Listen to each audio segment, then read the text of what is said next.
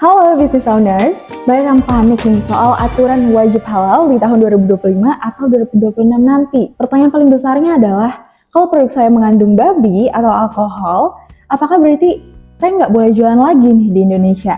Jawabannya bisa bikin bisnis kamu selamat atau tamat. Nah, hari ini kita bakalan kupas tuntas regulasi produk non-halal bareng Kak Ansari, halal konsultan dari Inside of Consulting Indonesia. Oke Kak, biar nggak muter-muter, kita langsung aja nih Kak, ke inti pertanyaannya.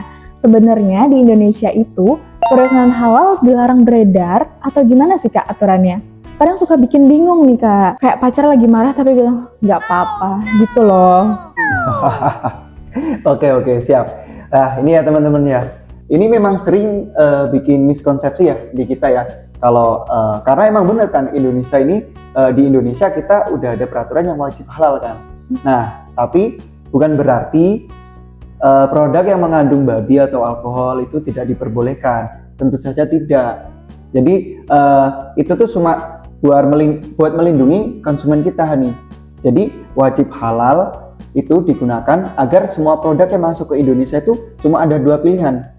Kalau emang halal ya ada logo halalnya, kalau memang tidak juga ada peraturan sendiri teman-teman, yaitu wajib memberikan keterangan.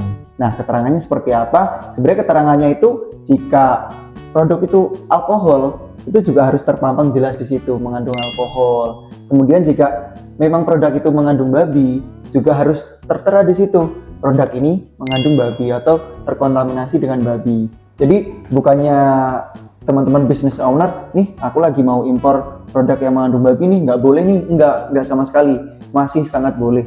Silahkan kalau Anda mau ngejual produk yang halal maupun produk yang mengandung babi, itu terserah. Cuma kalau emang ada mengandung babi atau bahan yang haram, itu wajib memberikan keterangan bahwa produk itu mengandung babi, agar kita melindungi konsumen. Jadi peraturan di Indonesia itu untuk melindungi konsumen biar tidak miskonsepsi, biar tidak tertipu, atau misal tuh ada keterangannya cuma sudah halal tapi nggak ada sertifikat halalnya, nggak mau mencantumkan sertifikat halalnya, itu juga nggak boleh. Seperti banyak outlet-outlet yang mencantumkan logo halal tapi bukan yang resmi dari BPJPH, itu juga tidak boleh. Dan banyak juga resto-resto itu yang ada keterangan no pork no lard. Nah, itu kan cuma pork sama lard aja yang nggak ada, tapi ada yang menggunakan mirin, terus menggunakan bahan-bahan lain yang itu haram, itu juga tidak boleh. Jadi memang kalau halal itu harus dari halal BPJPH. Kemudian kalau emang itu haram atau mengandung babi atau produk yang tidak halal, itu wajib ada keterangannya ya teman-teman. Seperti itu sih Hani. Oke, jadi boleh asal jujur ya Kak? Iya, benar sekali. Nah, tapi cara jujurnya tuh gimana ya Kak? Kayak tulis kecil-kecil aja di belakang kemasan gitu, pakai font Comic Sans gitu, biar nggak terlalu kelihatan. Atau gimana nih Kak? Kalau gitu nggak boleh Hani, itu sama aja kita nggak jujur dong, karena itu kan disembunyikan. Jadi kita harus memberikan keterangan yang jelas.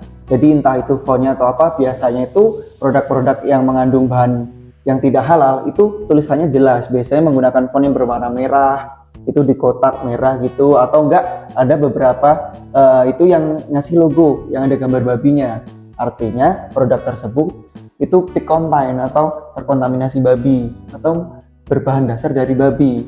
Nah, yang diperbolehkan seperti itu. Jadi kalau disembunyiin sama aja kita nggak jujur sama konsumen. Walaupun nanti kalau kita ada pertanyaan, lah itu kan udah ada. Nah, tapi kan konsumen nggak tahu tuh, karena nggak dilihat, nggak nampak. Karena ya sama aja kalau kita nggak jujur, ada yang disembunyikan, nah itu nggak boleh. Jadi wajib harus terlihat secara jelas seperti itu. Jadi harus eye catching ya Kak, biar konsumen tuh nggak salah beli. Benar sekali. Jadi biar konsumen tuh nggak salah beli dan juga konsumen tuh merasa aman. Jadi kalau emang dia ambil produk yang ternyata ada mengandung babinya, itu ada keterangan non halalnya. Ataupun kalau ada yang konsumen yang tidak tahu membeli minuman ternyata itu mengandung alkohol, itu kan pasti di bawahnya pasti ada mengandung alkohol berapa persen, seperti itu. Jadi nggak boleh kandungan alkoholnya kecil banget, fontnya di bawah yang nggak eye catching, itu nggak boleh.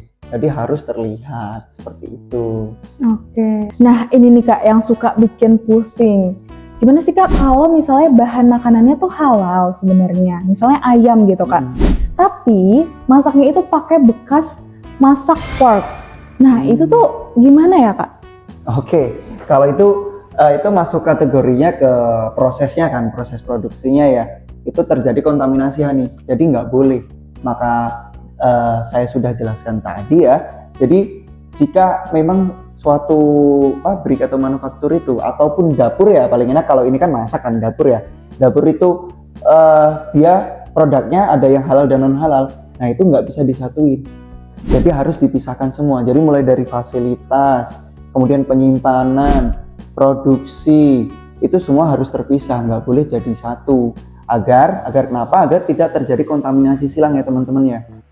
Makanya dari itu nggak boleh dijadiin satu. Semisal dulu itu ada yang pernah rumah makan tuh, pernah rame waktu itu bakso itu ya. Yang ada ternyata pengunjungnya itu membawa kerupuk babi. Padahal si bakso itu udah sertifikat halal. Nah itu pun ketahuan gara-gara dia bikin konten. Nah itu juga harus nggak boleh bercampur karena udah terkontaminasi. Jadi waktu itu cukup ekstrim sih si perusahaan baksonya ya, karena dia nggak tahu kontrolnya gimana, apa itu peralatan mana yang dipakainya. Jadi dihancurkan semuanya. Jadi udah segitunya saking dia nggak mau produknya itu terkontaminasi silang, terkontaminasi dari produk yang mengandung babi. Seperti itu sih Hani. Makanya itu nggak boleh ya, nggak boleh dicampur-campurin, harus dipisahkan. Oh gitu ya Kak, kirain cuman bahan bakunya aja nih Kak yang dilihat. Berarti kalau misalnya nih Kak, kita bikin kerupuk dari ayam gitu Kak. Nah tapi sebelahnya tuh sebelahan sama bikin keripik babi. Itu berarti nggak boleh juga ya Kak ya?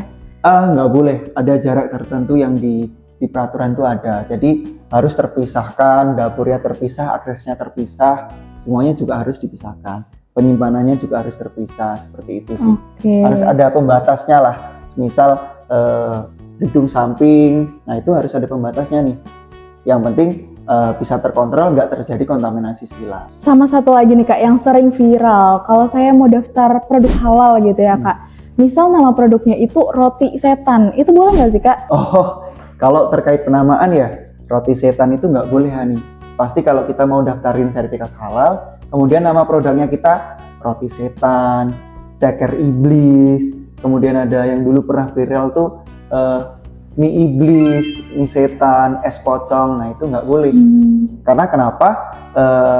Di MUI sendiri tuh udah mengatur kalau produk yang disertifikasi halal itu tidak boleh penamaannya mengandung unsur yang kekufuran, maksiat, kemudian hal yang tidak baik, itu nggak boleh.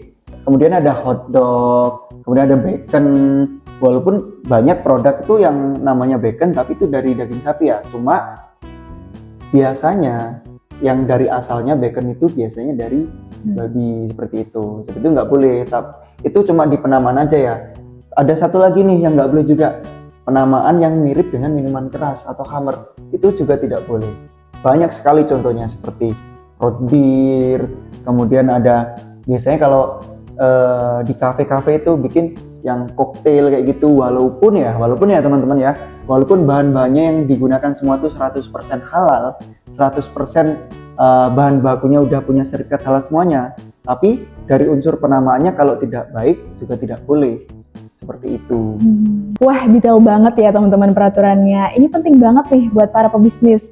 Nah kalau ada nih Kak perusahaan yang bandel, misalnya dia jualan produk non halal, tapi dia nggak nulis label, atau lebih parahnya lagi nih Kak, dia ngaku-ngaku halal, padahal sebenarnya enggak.